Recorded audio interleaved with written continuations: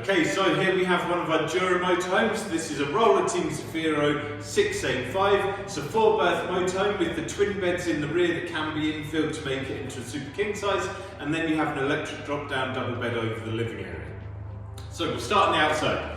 In behind the front passenger door here, open these flaps here, and then you have your diesel fill point at the top. You'll be provided with a full tank of diesel, and we just ask that you bring it back with a full tank of diesel. We will also top up the Adblue. There's no need to top up the Adblue. We'll fill that up when you get back. If you're out for a very long time, you might need to fill it up, but we would speak about that. The range is normally about 4,000 miles on a full tank. So that's clips back in there. And we've got the habitation door here. We're going to bypass that and come through to the toilet cassette. So on your key ring, you'll have your main vehicle key here. Push the button there to flip that round. That's for the engine, and this unlocks the main personnel doors. And this key here unlocks your hatches and locker doors. So we'll just unlock that one there. Push both buttons in as you pull the toilet cassette locker open. Lift the blue tab at the bottom there and slide it out. To empty this, you would pull around the nozzle, remove the blue cap at the top there, push the blue button there to stop the air vacuum. If you don't push that, it's glug, glug, glug, splashing everywhere. So if you push that, it will just shoot out a lot clearer. And then when you empty it on the campsite, it will always be into the chemical waste chemical waste disposal most of the time, and it would often be a metal drum or an oversized tank, but they'll always show you when you check into the campsite. And then afterwards, just fill that cap with the toilet chemicals that are in the back, pour it back in there, and you're good to go again. So we will always use eco-chemicals because most of the campsites in the Highlands of Scotland are on septic tanks, so the eco-chemicals doesn't mess up with the biodiversity of the septic tanks. Coming along here, you can bypass that one. That's an external gas appliance point there, but we don't supply any external gas appliances. And then opening up the rear locker here, just unlock and open those. Inside here, so this one's got a barbecue pack in there. You've got a floor towel here, so if it's raining or you need to wipe anything on the floor, you've got a grey towel there. That's your toilet chemicals. And then you've got the ladder for the electric drop-down bed. You've got camping chairs with a camping table in under there. You've got your electric hookup cable, your hose in under there. And then underneath here, you've got your leveling blocks. And this blue bag here is for your external silver screen to go over the front of the windscreen, but we'll send you a separate video to show you that. So that's everything in the back here. This one here, it's got an absolutely huge storage space. It's almost like a spare bedroom. So great storage in this one. And then we'll just head round to the other side. So around the other side, we've got your gas LPG locker. Just in here, you've got your water fill point and electric hookup point. So let's start with the fresh water. Lift the flap there, use the habitation locker key, unlock that there, hold it still while you turn it 180 degrees anti-clockwise, and then you can remove that and open up there. And that one's really full, you can see a little dribble coming out there. So when you fill this up, use the food grade hose in the back there, pop it in the side and just fill it up until it overflows, and then you know you've got a full tank. I'll just lock that back on there. That's it locked back on, and when it's locked it'll just spin. And then in under the gas locker here, you'll feel a black handle just there. So can you see that handle there? Just pull it towards you to open it and push it back in to close it. So that's it open and that's it closed. And that will empty your grey waste. So at the end of this rod, you'll see there's a valve along there, and that's where your water will come out. So on the campsite, you just drive over the metal grid on the ground at the motorhome service area, empty your grey water, and next to that you'd have a tap for drinking water to fill up your fresh water at the same time as that's empty. In under here, you've got your gas locker, so we'll just unlock this one here. There we go, and you've got a little catch there to hold that door open. You'll always be supplied with a partially full bottle that will be plenty for all of your cooking and what have you. It's only if you're going to stay off grid that you would need a spare bottle, because all the appliances would be powered by gas when you're off grid. So this one here, you've got spare bottles there. So when you park up, just open the valve on top of the bottle, like so. Open it all the way. And then before you drive away, just close that off. So I'll leave that open just now, and we can just show you how to use things inside. And then in here, you've got your electric hookup point. So the end of the cable that's got the cap on it, slide the cap in over the top, and to disconnect it, push the little black lever there. That would lift the cap inside. so that you can disconnect your cable there. This is the flue for the boiler, so you'll get your fumes coming out of here when you run the heating or hot water on the gas. So just be a little bit conscious of that window up above there if you've got that open. And that's everything on the outside, so let's head on inside. Okay, so just jumping into the front cab here. So there's a few things we want to show you. First is your headlights. You can just leave those set to automatic. I'll just pop the keys in the ignition there. Now, this button here is for your handbrake. So push that in to release the handbrake and pull it towards you to put the handbrake on.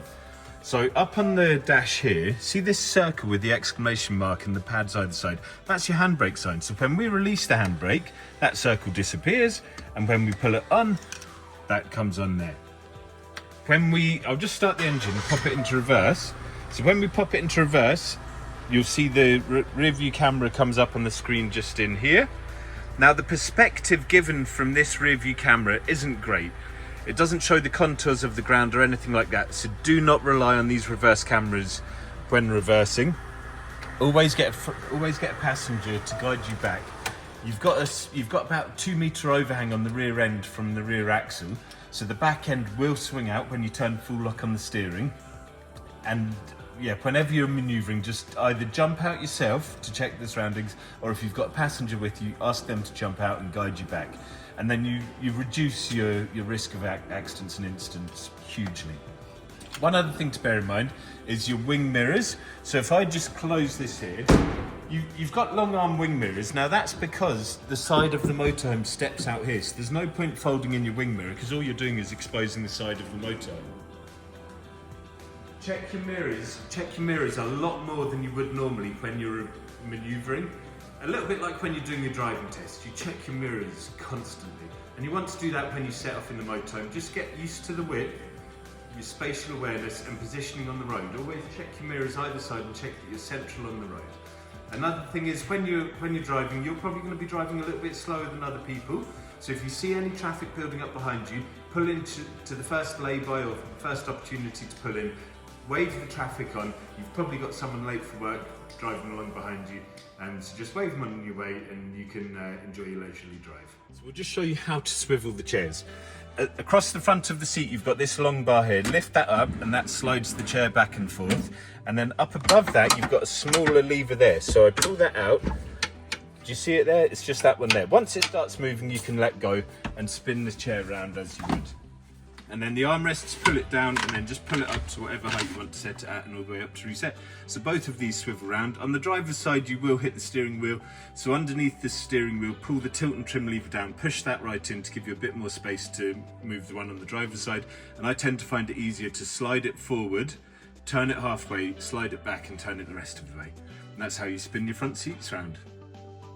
And then heading right inside to the back. So, here you've got your dining table. Under there you've got a little handle, so if you squeeze that up you can move the table all around.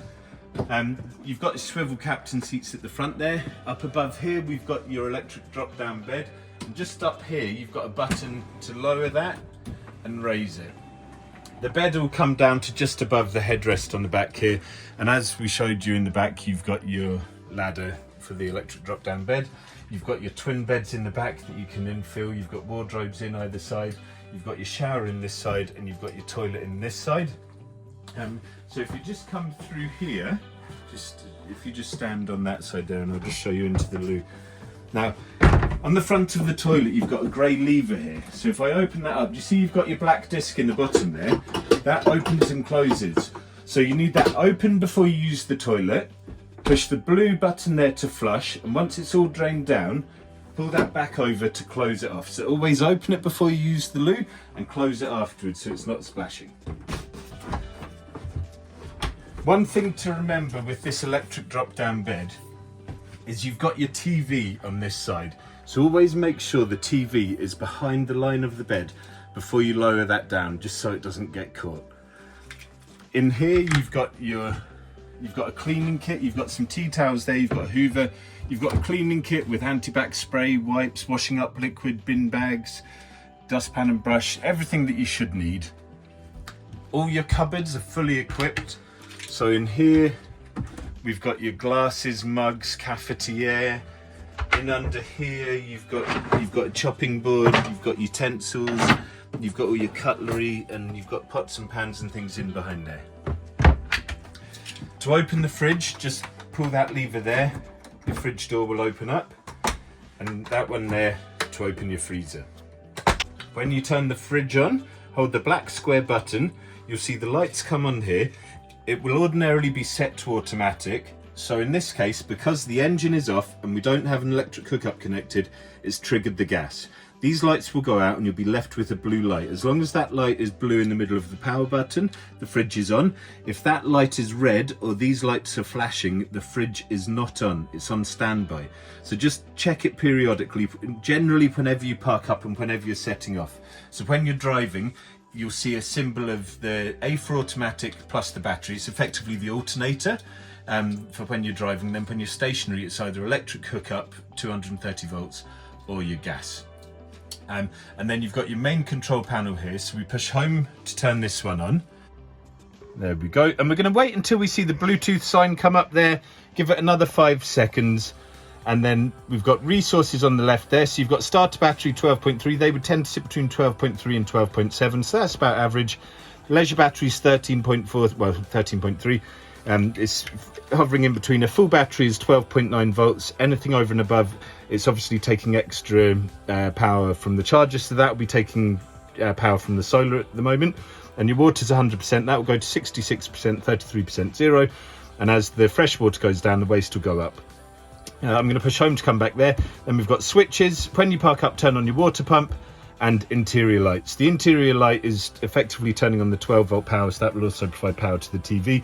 There's instructions in the manual there for how to activate the TV. And then we'll just come back here, and then you've got your room climate, heating, energy source is gas, so I'll click into that. If you're on a campsite with electric, you can turn on the 1800 watt and turn the gas off, but right now I've turned gas on and electric off because we don't have the hookup connected. The current temperature is 18 and it records the temperature from there, and we've got it set to 22. You can just adjust the temperature like so, and when it starts heating, the circles will flash red. If we come back here, you'll see you've now got the green turquoise line and the temperature that it's set to, and to turn it off, click back in and push power there, and that's it off again. And then hot water, click in there, click turn on, and you've got 3 settings: 70 degrees long shower, 60 degrees shower, or 40 degree dishes. Energy source is the same as the heating. I'll push back to come back here and back to the main menu, and you'll see that you've got your green turquoise line. We left it set to 40 degrees, so it's got the 40 degrees showing there. Once it's up to temperature, that would say ready. So wait until it says ready before opening the taps. Think of it as a little bit like an urn or a kettle. You need to wait for the water to heat up before you open the taps, otherwise you're going to be emptying the lukewarm water, the boiler will refill with cold water, and you start the process again. And when you're finished, just click in there, turn it off.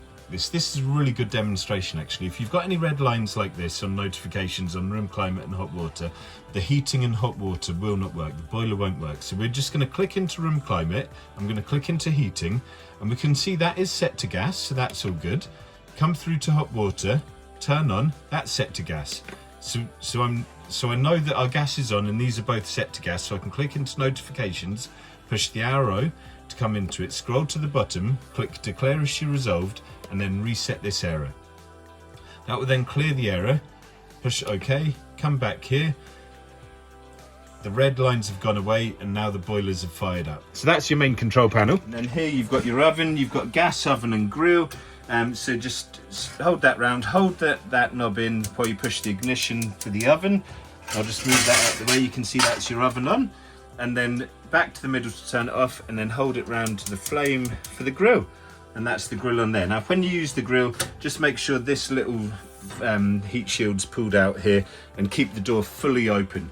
If the door is pushed up like that, it drives the heat up and it can damage the worktops and furniture in the motorhome. So always keep the door fully open when you're using the grill. Obviously when you're using the main oven cooking, it's fine to keep the door closed.